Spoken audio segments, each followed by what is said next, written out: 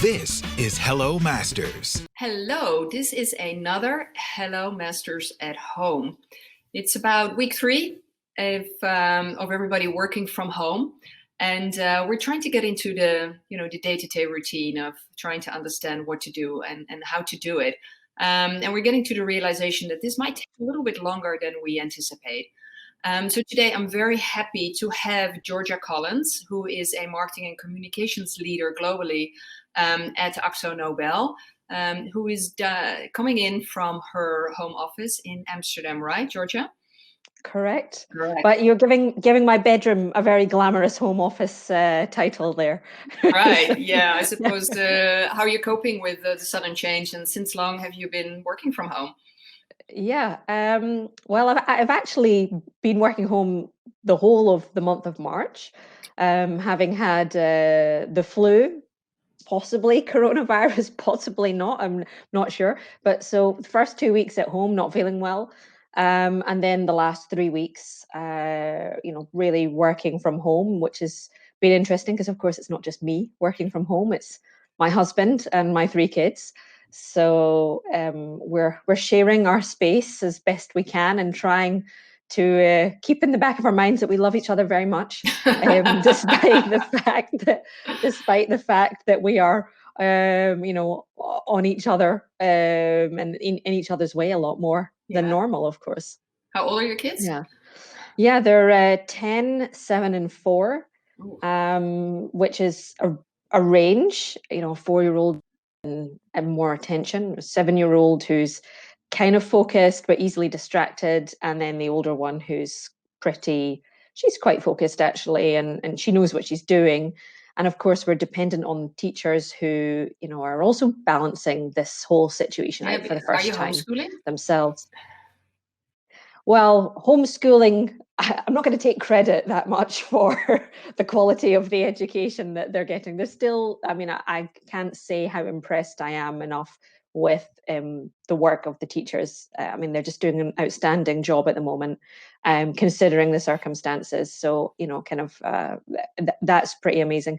But I'd say they're working from 9 till 1 o'clock.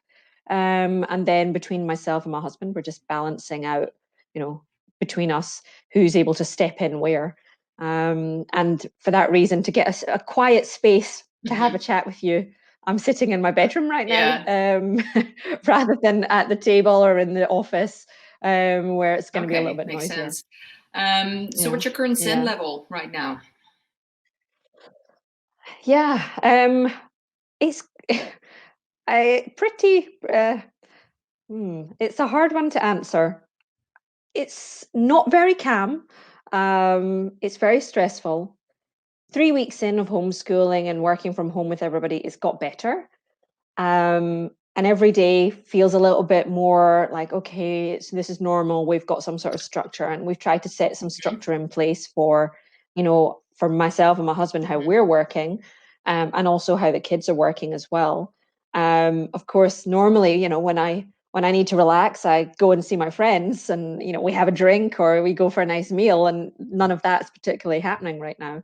So it's the small things that we're doing, just trying to go outside, get some fresh air, go for a cycle.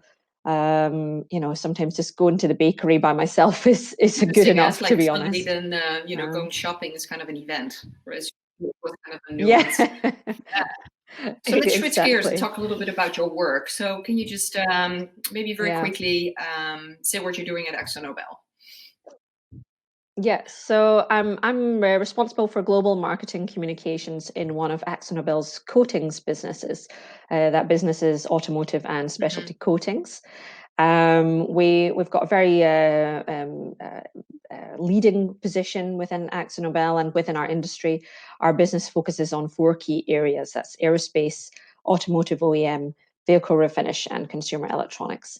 My role is to make sure that we are communicating in the right way and with the right tools, the right platforms that connect and resonate with our customers, and also make sure our sales organization have the tools, the information, the campaigns that can support them to best sell our products and services. Yes, you can actually. I mean, very fortunately, a number of our businesses are Hmm. global in nature. Those that are regional, we work really closely with the regional Hmm. marketing teams. In one respect, the sort of notion of working from home and working remotely isn't actually um, so unusual for myself or my colleagues. We are a very remote and spread out team, and we're used to having Skype calls on a regular basis and doing a lot online, and not having face-to-face meetings. And we've kind of been operating like Yeah, that for yeah, quite some yeah. time. It's interesting. Like Um, we've been working yeah, with Akzo, as yeah, as a client yeah, for a long absolutely. time, and it was interesting. And Yeah, one of the few early on corporates that was very open to having even digital nomads work in their teams. And then we yeah, had a girl who yeah, was traveling with a van through Europe with her dog, and she was a content marketer for one of your colleagues' team. And yeah, I was very impressed with the fact that the company is very forward in kind of a remote setup and working in a remote yeah, distributed way. So is there anything in kind of the way you yeah, work with your team that changed over the last 3 weeks? Is the contact frequency higher? yeah. Do you use other tools? Yeah, good question. Yes, the contact frequency is significantly higher. I mean, typically I would be doing more, I kind of have a set structure of meetings that I have set up with my team and also with my peers as well. And now it's just about adding to that frequency. And I think in a time like this, this is a time of we're operating in completely uncharted territory. We've never experienced like something like this, certainly in majority of our lifetimes. And I think now is the time to kind of be more creative, be more experimental with how we are connecting with each other. Also kind of over Yeah, communicate, I would say. I think people are nervous, and they're concerned for themselves and their yeah, families, and their health and circumstance should be number one. But as a team, I think just spending a bit more time, talking yeah, personally with each other, how everybody's doing, where's everybody working, and also having a laugh as well, still, as a group. So I think we're trying to do that through more video type conferencing. So we tried Microsoft Teams the other day, and we're going to set up a Zoom call and try that just to see which tool we yeah, liked the best. Um, and I think that's kind of adding a difference, actually, just yeah, seeing people's faces rather than just listening to people on the yeah. call on a call. And do you see you work in a Um, global team? So yeah, is there a lot of, tell me a couple of stories of kind of where your team is located, and how is yeah, that impacting kind of the work that you're doing in the team? Because you're in, the automotive, you do a lot of stuff for paint jobs on big planes, yeah, obviously that in yeah, industry is yeah, massively impacted. So how do you kind of go yeah, through that, and yeah, particularly through your job as the communications lead? Kind of being, yeah, probably tossing out all your current plans and trying to be agile and adaptive. I'd love to yeah. understand a little bit more on kind of that impact on a global scale and also on the business side. Yeah. I mean, first of all, the team that I have is they're globally all over the place. So we've got some people in the US, we've got one person in Brazil, a couple of people in EMEA.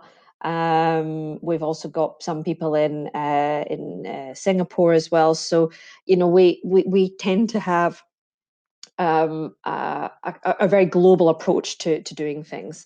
And depending on the business, we decide if we're going for a global campaign type approach, or we're developing a toolkit that can be applied into a regional or one market, one country market.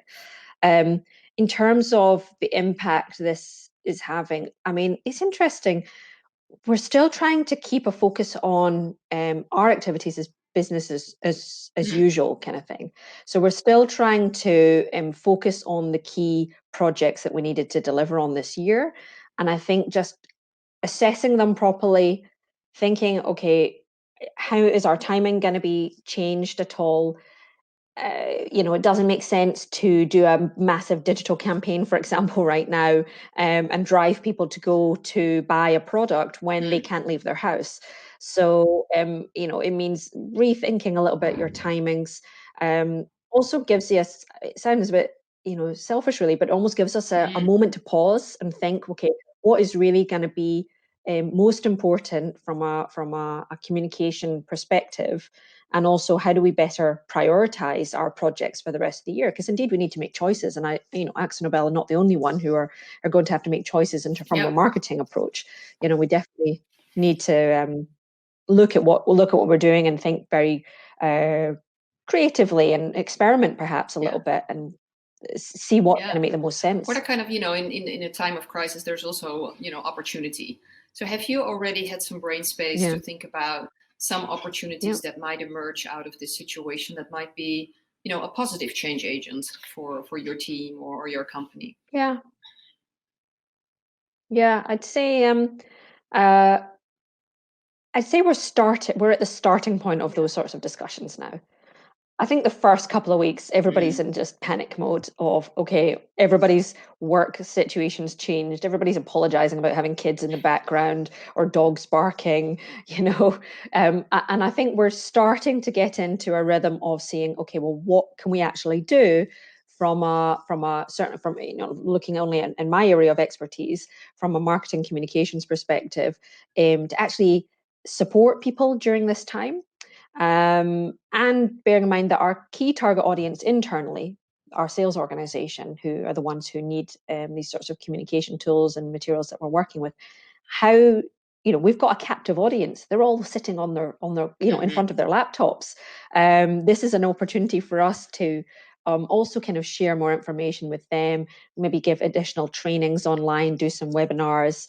And that's something that a number of my colleagues have taken upon themselves in their markets to do. And I think that's where we learn those best practice It's interesting. examples. So you're kind of then within your own team trying to do a lot of,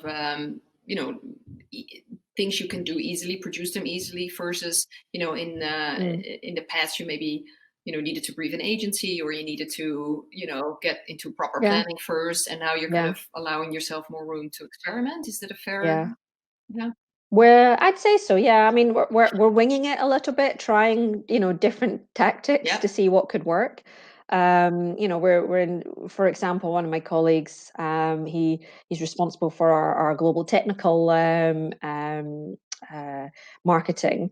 And, we're looking there to see, are there things that we can be doing to still give technical training and expertise to our key customers, where normally they would come into one of our training centers and get that, education. Is there a different way that we can share tips and tricks and educate the people who use our products and services and give them that information they need without, in a slightly different format? And maybe it's not going to mean having somebody get to try the product out for themselves, but it's going to be a little bit different. Do you think that digital transformation will be accelerated because of this?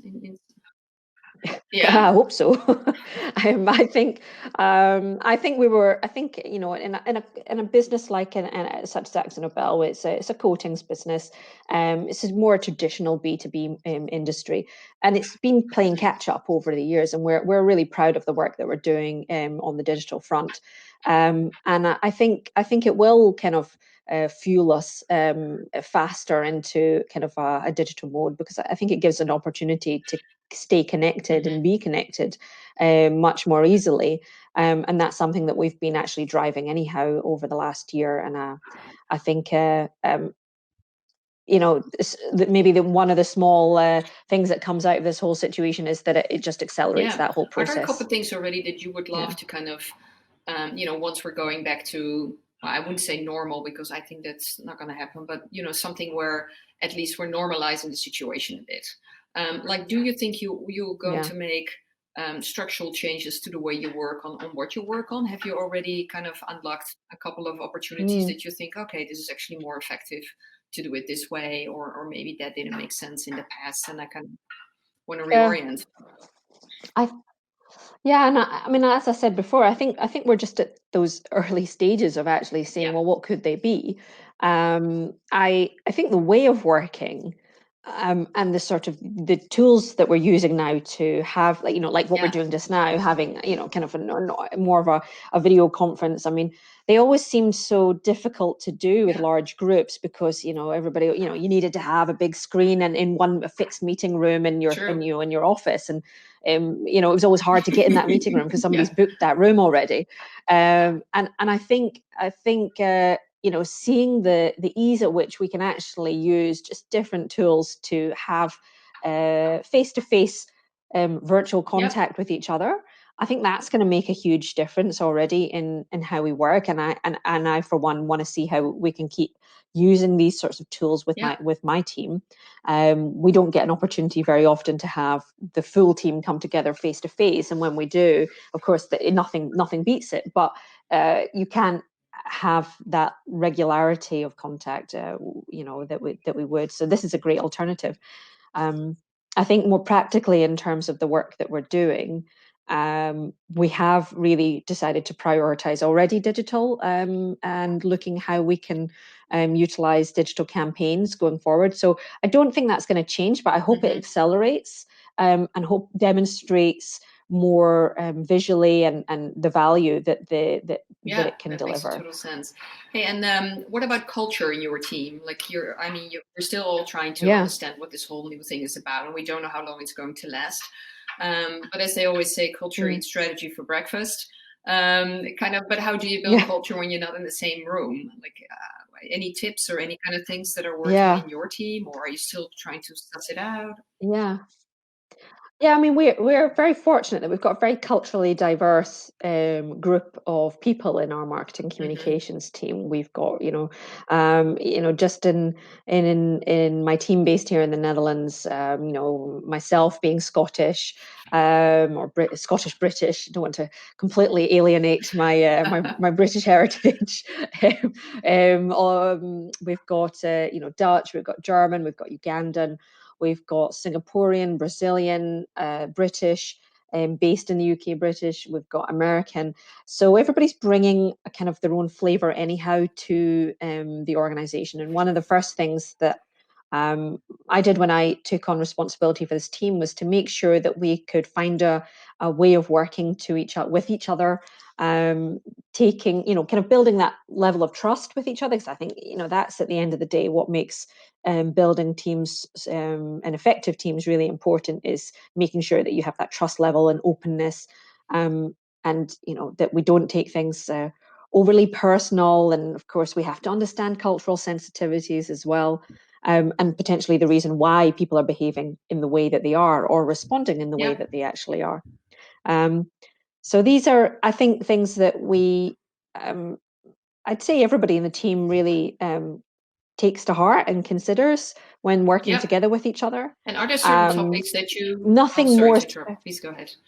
Yeah. No, I was ahead, just wondering if are there any things that you talk, like other guests that I interview, they basically say, we talk a lot more about really personal stuff, and it feels, because there's anxiety, there is uncertainty, like if you talk about trust, and the level of trust is just a lot more personal these days in order to kind of build it.